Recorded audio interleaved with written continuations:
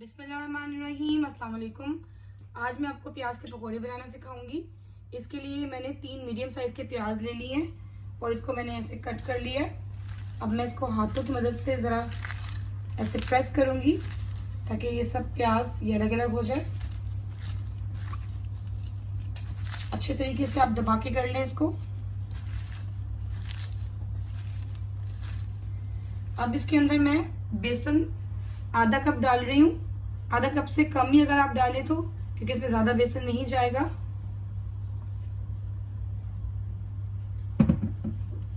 और यहाँ पे मैंने 3/4 टीस्पून नमक ले लिया है, 1 टीस्पून रेड चिली पाउडर ले लिया है, 1 teaspoon chaat masala, half teaspoon cumin seed ले लिए यानी कि जीरा।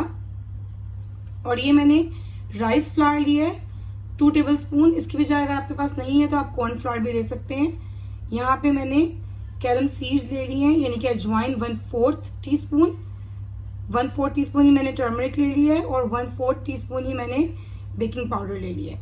अब मैं इसको मिक्स कर लूंगी। बिस्मिल्लाहिर्रहमानिर्रहीम। और थोड़ा सा हरा धनिया जाएगा इसमें।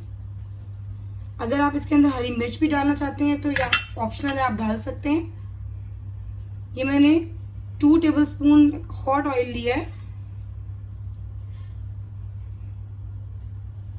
और इसको हम अच्छे तरीके से पहले मिक्स कर लेंगे। इसमें पानी ज्यादा नहीं जाएगा, सिर्फ 1 से 1.5 टेबलस्पून जाएगा। आप चेक कर लीजिएगा पहले 1 टेबलस्पून डाल के। अगर आपको थोड़ा ड्राई लगे तो फिर आप इसके अंदर और डाल सकते हैं। इसको मैं पहले अच्छी तरीके से मिक्स कर लूंगी। ये मैं भी इसमें 1 टेबलस्पून पानी डाल रही हूँ और इसको अच्छी तरीके से मिक्स कर लूंगी।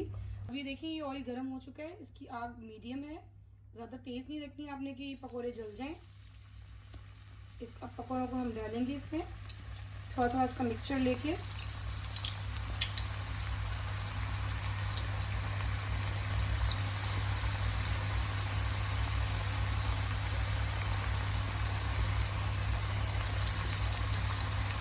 ये देखिए अभी एक साइड से नीचे से हो गए हैं। हम इसको इसकी साइड चेंज कर देंगे ताकि ये दूसरी साइड से भी अच्छी तरीके से हो जाए और क्रिस्पी हो जाएंगे।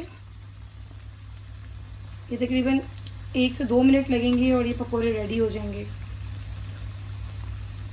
अब इसको इस साइड पे होने दें ताकि अच्छी तरीके से इसका कलर भी अच्छा आ जाए और क्रिस्पी भी हो जाए। ये देखिए अब इसका कलर भी बहुत अच्छी तरीके से आ चुका है और ये क्रिस्पी भी हो गए हैं। तो हम इसको अच्छी तरीके से ऑयल से निकाल लेंगे।